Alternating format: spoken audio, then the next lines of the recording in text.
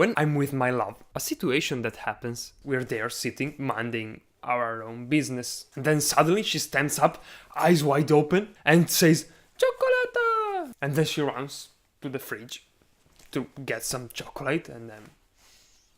Okay. How does the brain tell us what we want to eat? Why sometimes we want meat, others we want sweet, others soup, and sometimes we don't even want to hear the name of one of these things? Well, locally, Carlos Ribeiro and team might have just found an answer to that by observing flies. The researchers took a bunch of flies and for 3 days they gave them a food which didn't contain a specific amino acid useful to digest it.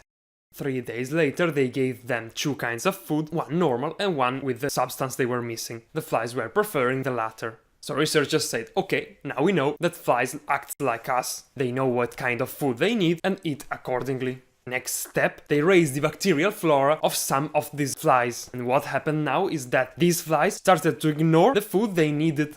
And this is potentially a breakthrough, because now we know that what orders us to eat this or that food is not the brain, but the bacteria in our guts. Of course, inside flies' guts, there are 6 types of bacteria. Inside humans, there are 500 to 1,000 kinds. And while the research on this might be just at the beginning, once identified that kind of bacteria, we'll be able to create a pill able to suppress it. So if we are trying to lose weight or to gain it, this will be of huge help. Maybe in 30 years, when someone will offer us some chocolate, we'll no longer say I'm fine, but we'll swallow a pill and say, no, my bacteria are fine.